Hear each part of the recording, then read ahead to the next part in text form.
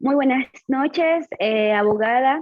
Buenas noches, compañeros. A continuación vamos a hablar sobre el tema muy interesante de la Revolución Americana y eh, eh, el derecho indiano, ¿sí? Entonces, pues nosotros somos el grupo número 7 del Paralelo E y voy a darle paso a mi compañera Ligia, que es la persona encargada de aperturar con el tema y nos contará un poco sobre qué es el derecho indiano. Buenas noches, docente, compañeros. Bueno, respecto a nuestro tema, tenemos que comenzar a decir pues que independencia y revolución son fenómenos distintos, pero se pueden dar por separado. El derecho indiano es aquel que rige en las Indias Occidentales durante el periodo de denominación de la corona española. Nace con las llamadas capitulaciones de Santa Fe, donde se establecieron las bases jurídicas que habían de gobernar en el mundo colonial. Nos referimos a leyes de India o derechos especial de India, definiéndolo como un conjunto de leyes y disposiciones de gobierno promulgadas por las leyes y por otras actividades subordinadas a aquellos para establecer un régimen jurídico especial en la India. El objetivo de los colonizadores españoles fue en un principio la explotación del territorio conquistado y la cristianización de los indios.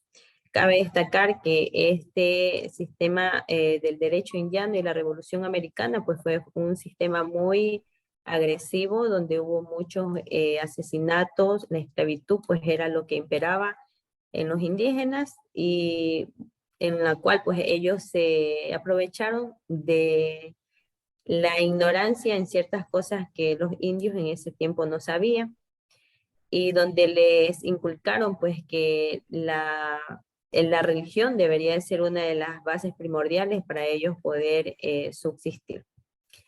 Le doy paso ahora a mi compañera Kenia Parrales. Buenas noches, compañeros. Buenas noches con todos. Respecto a lo que dice mi compañera, podemos decir, dando más información a este tema del derecho indiano, entonces que el derecho indiano es el conjunto de las normas jurídicas aplicables a la India, los territorios dominados por España en las Américas, Asia y Oceanía. Esta ley india surgió como una dimensión histórica. El derecho indiano ha sido característico del tejido social y cultural de los territorios españoles de ultramar desde su establecimiento a finales del siglo XV. En Estados Unidos existió al menos hasta el siglo XX.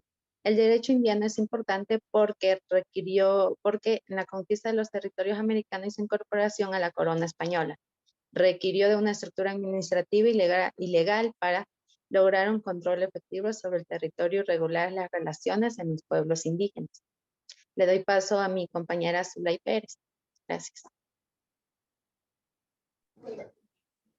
Bueno, pues de lo antes expuesto se desprende que hubieron varios elementos formativos del derecho indiano, pues el indiano propiamente dicho, esto es producido de una manera especial, ¿sí? En las Indias o para las Indias como tal, y los derechos castellanos e indígenas. Conociéndolo así, a los derechos de España, ¿no es cierto? Los cuales se aplicaron de carácter supletorio o subsidiario, cuando no había una disposición especial que aplicar en el caso castellano o se contraponía a lo que era la religión católica, porque en ese entonces, pues bien sabemos que también la religión católica tenía su poder y tenía las personas se regían muchísimo a ello. Entonces, en este caso de los indígenas, los elementos quedaron plasmados como tal en sus propias leyes en las Indias desde la primera mitad del siglo XVI y fueron recogidos en dos pasos de recopilación de las leyes de los reinos de las Indias, las cuales fueron promulgadas en 1680. En cuanto a lo que tiene que ver con el sistema o estatuto jurídico como tal que se aplicó en la India y como por ejemplo su jerarquización, como estas normas, estos derechos iban a ser aplicados, tenemos que fueron de cuatro formas, las cuales fueron las siguientes. En primer lugar, ¿qué fue lo primero que se aplicó? Se aplicaron las normas delegadas que venían del rey de América, ¿no es cierto? En segundo, teníamos el derecho indiano, pero estos aquí eran metropolitanos, ¿no es cierto? Los cuales fueron elaborados desde España, como un carácter general para toda la India, o particular para alguna parte de ella. En tercer lugar, teníamos el derecho castellano, el cual tenía de carácter subsidiario o suplente. Este quiere decir que cuando algunas cosas no estaban contempladas en los anteriores derechos, estos venían y trataban de solventar estos fallos. Entonces, regió casi el importe y una amplia rama sobre el derecho privado como tal. Y en cuarto lugar tenemos lo que eran las costumbres jurídicas indígenas, que se contraviniesen en el derecho indiano y que eran dictados como tal por la fe católica. Como les indicaba, pues en esos entonces la fe católica también tenía su poder y eran regidos bajo, también tenían orden como tal, y tenían su voz y voto en lo que era el derecho indiano. Pues a continuación vamos a escuchar, le doy paso a mi compañera Mercedes Morillo.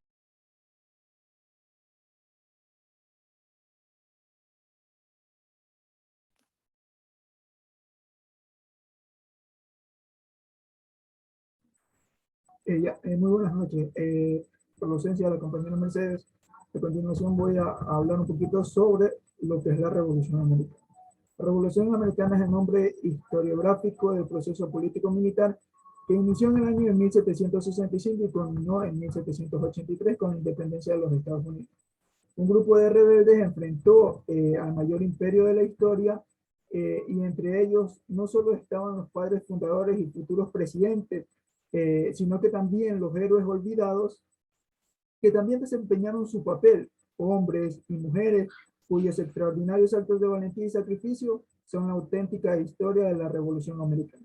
A continuación, mi compañero Cristian Ortega va a hablar un poquito más sobre esta Revolución Americana. Gracias, compañero. En sí, la Revolución Americana tiene una gran expansión histórica, ya que el 22 de mayo de 1765 el Parlamento británico aprobó la ley del sello.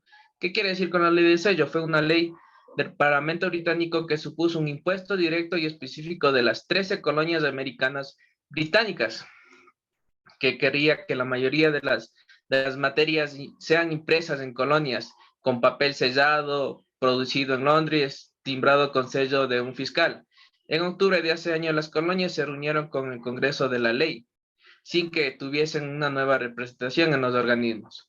Las colonias mantenían una posición de no hay tributación sin representación. La década siguiente, el conflicto se agravó cuando los parlamentos británicos impusieron nuevas leyes que eran rechazadas por los colonos. Nuevas protestas emergieron hasta que en 1773 se llevó a cabo el motín de té. ¿Qué quiere decir con el motín de té? Todos los colonios se hartaron y producieron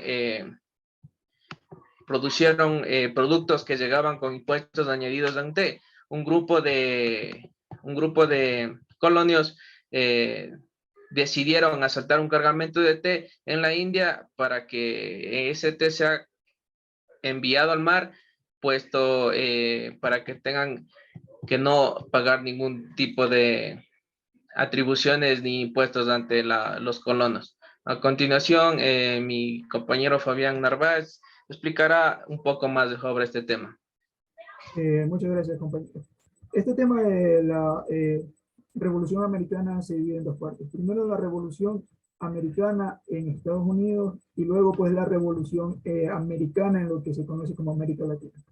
Esta revolución, este proceso de independencia de la América Latina, conocido también como la Revolución de la América Hispana, duró 14 años. En el año de 1810 marca el punto de partida de una nueva era en el que el Imperio Español pierde las Indias y sobre sus ruinas se declaran repúblicas autónomas, concluyendo el proceso emancipador en el año de 1824.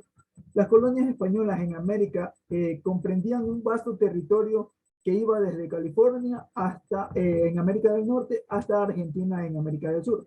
La metrópolis había prohibido el comercio entre las colonias, imponiendo un monopolio comercial o mercado cerrado, limitando el emprendimiento y el crecimiento empresarial, de manera que los esfuerzos económicos de los residentes en América servían únicamente para incrementar los ingresos de la hacienda española. Durante todo este tiempo se desarrollaba en Europa lo que era la revolución industrial y emergía lo que era el capitalismo, por lo que el mercado demandaba cada vez más materias primas y víveres de las colonias, de manera que los colonos hispanos aspiraban a un comercio más abierto y a un trato políticamente más igual entre peninsulares y americanos. Estos últimos eran tratados como súbditos de segunda, apartados de las grandes decisiones políticas, accedían a los puestos inferiores de la administración, reservando los más elevados para los españoles peninsulares, clara muestra de corrupción y nepotismo que existía en ese entonces. Vistas todas estas desigualdades e injusticias, las guerras napoleónicas se presentaban como una oportunidad para dar inicio a la independencia. De hecho, las primeras constituciones latinoamericanas mezclaron esta doble influencia, que era la influencia de la Ilustración francesa y el federalismo, por lo que siguen el plan trazado por los Estados Unidos de una independencia y lo de que era la Revolución Francesa, destruyendo los estamentos sociales de nobleza y casta, restableciendo la igualdad, en este caso en Latinoamérica. Muchísimas gracias por la atención prestada. Esto es todo lo que podemos hablar sobre los temas del derecho indiano y la Revolución Americana.